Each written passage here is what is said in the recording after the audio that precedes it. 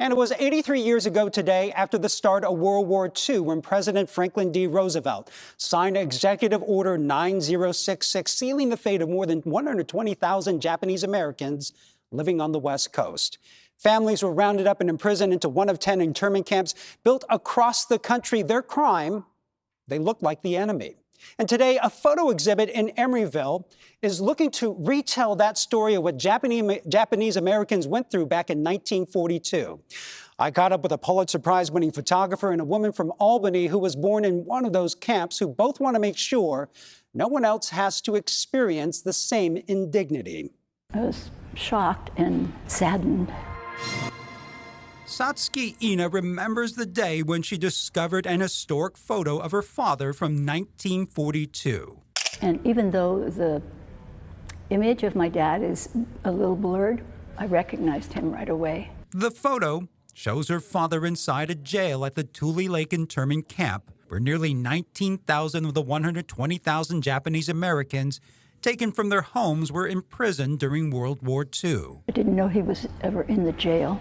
A jail she had a chance to visit. The side-by-side photo showing her standing and thinking inside her father's actual cell. Just took some time to reflect on what it must have been like for him to be separated from his family, not knowing how long he's going to be gone or where he was going to be sent to.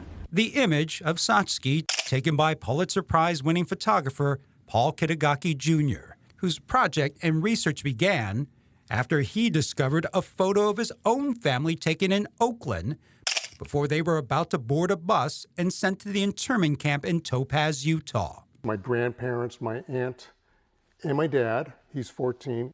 I just couldn't believe they were in this. I mean, I looked at my dad, he's wearing these jeans with these rolled up cuffs on his jeans. He's just sitting there really looking like, what the heck is going on?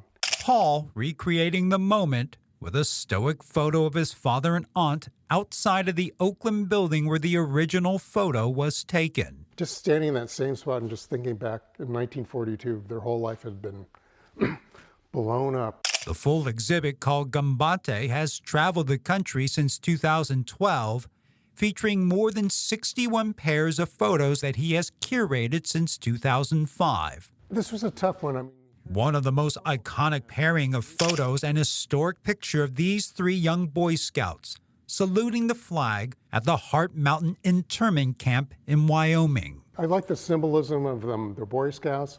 They're saluting the flag every morning and lowering the flag, showing respect to the United States of America. And here they are, locked behind barbed wire. It's just such a shameful part of American history. It is a part of history Satsuki Ina has written about in a book documenting her family's journey, and now travels the country speaking about the links of the Japanese-American experience to what is happening today with other immigrant groups.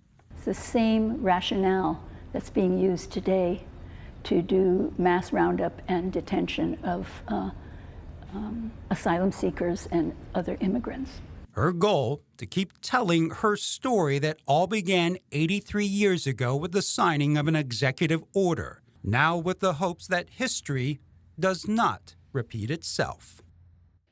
And that Gambate exhibit at the J.Say in Emeryville will be on display through May, with a chance to meet the photographer, Paul Kitagaki Jr., on March 1st.